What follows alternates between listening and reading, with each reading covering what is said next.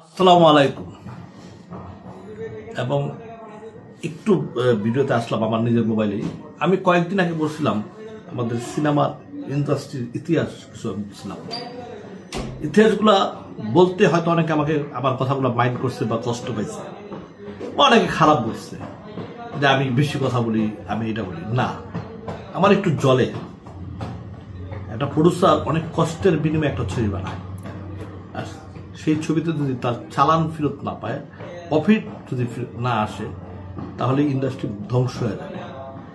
এই যে আমি এখন ওনার ভিডিওটা আমি দেখলাম, ৭১ চ্যানেল সাক্ষাৎকারটা দিছে, এবং উনি তো যেভাবে বর্ণনা দিছে কত টাকা পায় এভাবে তো ওনার পাওয়ার কথা না। হল মালিক 50-50 দিয়ে দিবে, সিনেপ্লেক্স 50-50 দিয়ে দিবে, তাহলে দেখবেন প্রডিউসাররা টাকার মুখ দেখে। উনি কিন্তু নিঃসন্দেহে একটা ভালো ছবি বানাইছে। আমি চাই না এই প্রডিউসারটা হারায় যাক। যেমন আয়নাবাজির প্রডিউসার হারায় গেছে, ডাকাডাকের প্রডিউসার হারায় গেছে, ভালো ছবি বানাইছিল ওগুলা। বরবাদ ছবিটা নিঃসন্দেহে একটা ভালো ছবি বানাইছে। আমি দুই একটা সিনের কথা বলছি, এই সিনগুলো আমার কাছে একটু খারাপ লাগছে। আমি কিন্তু ছবির কোনো বদনাম বা কোনো কিছু করি নাই। যেগুলা না হলেও হয়তো বা একটু কমায় দিলেও হইতো। আজকে দেখেন আমার কথাটাই আজকে প্রডিউসার, আমি ৪-৫ দিন আগে বলছি, উনি ৪-৫ দিন পরে বলছি। তা আমি ওনার জন্য দোয়া করি যে উনি যেন তার টাকাটা, লগ্নিটা সুন্দরভাবে পায়, চোরের হাত থেকে যেন উনি সেফ হয়, তাহলে ইন্ডাস্ট্রি বাঁচবে। আর এটার একটা সমাধান দরকার। শুনেন, ছবি সবসময় ডিরেক্টরের উপরেই চলে, প্রডিউসারের উপরেই চলে। হয়তো এটা আপনার আমার মাইন্ড করতে হবে, কিন্তু এটাই চরম সত্য কথা। লস করলে প্রডিউসারই করে, কষ্ট পাইলে ডাইরেক্টরই পায়। Thank you. আসসালামু আলাইকুম। ভাই, আপনার কথা শুনে সত্যি ভাই আমার মনটা ভরে গেল। আমি আবারও বলছি ইকবাল ভাই, আপনার কথা শুনে আমার মনটা অন্তত ভরে গেল। কার কেমন লাগছে, কার কি হয়েছে সেটা আসলে আমি জানি না, বাট আমার মনটা সত্যি ভরে গেল, কারণ আপনি একজন নতুন প্রডিউসারের পাশে দাঁড়াইছেন। ভাই, প্রডিউসার থাকলে তো ইন্ডাস্ট্রি অটোমেটিক বেঁচে যাবে, তাই না? যাই হোক, আমাদের ইকবাল ভাই রীতিমতো বোমা ফাটানোর একটি স্টেটমেন্ট দিয়েছে, তার একটি ভিডিওর মাধ্যমে, নিশ্চয়ই আপনারা সকলে জানেন। হ্যালো এভরিওয়ান, আসসালামু আলাইকুম।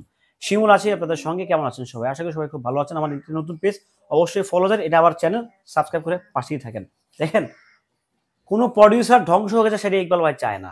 বরবাদ নিঃসন্দেহে একটি ভালো সিনেমা হয়েছে, উনি আবারও অকপটে স্বীকার করলেন। এটাই তো আমরা চাই। এই জিনিসটা তো ইকবাল ভাই আমরা আপনার থেকে চাইছিলাম এতদিন, যে আপনি অ্যাটলিস্ট প্রশংসা থাকেন। আপনি এই উল্টাপাল্টা কথা বলে বরবাদ ভালো না, বরবাদে মারামারি কাটাকাটি, এটা না সেটা না, এগুলো বলে কিন্তু আপনি মোটামুটি সাকিবিয়ানদের খেপাই দিচ্ছেন।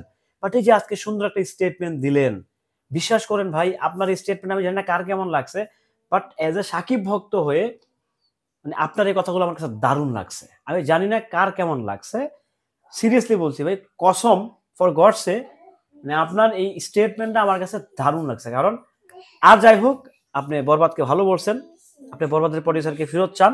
হ্যাঁ ভাই, আমাদের ইন্ডাস্ট্রিতে সব চোরে ভরা, এটা তো আপনি জানেন যে আমাদের চোর মানে বুকিং এজেন্ট কেন থাকা লাগবে বাংলা?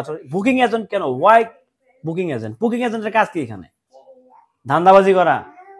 1 লাখ টাকার সিনেমা বুকিং হলে 10,000 টাকা মেরে দেওয়া, সেফ ধান্দাবাজি। প্রডিউসার টাকা ইনভেস্ট করবে, বুকিং এজেন্ট মাঝখানে এসে মেরে দিবে। ধান্দাবাজি ছাড়া আর কি? বাবা সরো সরো, ধান্দাবাজি ছাড়া আর কি? ধান্দাবাজি ছাড়া আর কি? সেফ ধান্দাবাজি। এই ধান্দাবাজিগুলো করার কি খুব দরকার?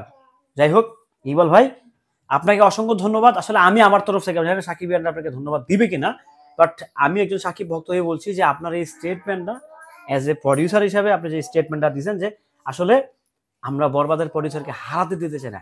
এক্স্যাক্টলি ভাই, আমরা সুমি আপাকে কোনোভাবেই আমরা চাই না যে উনি এই ইন্ডাস্ট্রি থেকে সরে যান। এটা আমরাও চাই না ভাই, এটা আমাদেরও কাম্য নয়। এটা আমরাও চাই না যে প্রডিউসারটা হারায় যাক। সুমি আপা, আপনি ফিরে আসেন। আমি বুঝছি, আমরা বুঝে গেছি যে আসলে আপনি কিছু সান অফ বিচ যেসব সিনেমা হল মালিক আছে তাদের ব্যবহারে রাগান্বিত হয়ে আপনি হয়তোবা কিছু বলছেন, বলার চেষ্টা করছেন। সেটার আবার সুযোগ নিচ্ছে হচ্ছে আমাদের টোকাই একজন ব্যক্তি, টোকাই পরিচালক। হ্যাঁ, যাই হোক ইকবাল ভাই, আপনার এই স্টেটমেন্টটা আমার কাছে দারুণ লাগছে। আমি আবারও বলছি, আমি জানি না কার কাছে কেমন লাগছে, বাট আমি একজন শাকিব খানের ভক্ত হয়ে বলছি, ইকবাল ভাইয়ের এই স্টেটমেন্টটা আমার কাছে জাস্ট এক কথায় দারুণ লাগছে। দারুণ মানে দারুণ। একজন প্রফেশনাল, আমার কাছে মনে হচ্ছে ইকবাল ভাই একজন প্রফেশনাল প্রডিউসার, সিরিয়াসলি বলছি। এখন কালকে উনি কি বলবে, কালকে উনি ওনার কি স্টেটমেন্ট দেবে সেটা ওনার ব্যক্তিগত ব্যাপার, বাট টিল নাও এখন স্টেটমেন্টে মনে হচ্ছে যে না উনি অনেকটাই শুধরায় গেছে। আমরা চাই আপনি শুধরায় যান, আমরা চাই আপনি আপনার জায়গা মতো থাকেন। আমরা শাকিব খানের ভক্তরা শাকিব খানকে নিয়ে নাচি, আপনি আপনার সিনেমা নিয়ে নাচেন। হিসাব পরিষ্কার, কথা পরিষ্কার। খুব ভালো লাগছে ইকবাল ভাই, থ্যাংক ইউ সো মাচ আপনার এই সুন্দর বিবৃতি দেওয়ার জন্য ফেসবুকে এসে। আমরা খুব খুশি আপনি যে আমার কথাটা রাখছেন। অসংখ্য ধন্যবাদ ভাই আপনাকে, যে আমি একজন ক্ষুদ্র নগণ্য একটা ছেলে, আপনি আমার কথাটা রাখছেন। ধন্যবাদ ইকবাল ভাই, যে আপনি আমার মতো একজন নগণ্য থেকে নগণ্য, জঘন্য থেকে জঘন্য একটা ছেলের কথায় আপনি আজকে একটি বিবৃতি দিয়ে দিলেন ওয়ান লাইনে। আমি জাস্ট সত্যি ভাই নিজেকে আসলে এতটা যোগ্য মনে করি না যতটা যোগ্যতা আছে আপনি আমাকে দেখাইছেন। সত্যি ভাই আমি নিজে অনেক বেশি খুশি হয়ে গেছি যে আপনাকে বলার পরে, আপনি বোঝানোর পরে আপনি বুঝে গেছেন যে না আসলে এটা না এটা। Thank you so much Iqbal ভাই, আপনি আমরা মনটা ভরে দিলেন ভাই। সবাই ভালো থাকবেন, সুস্থ থাকবেন, আল্লাহ হাফেজ।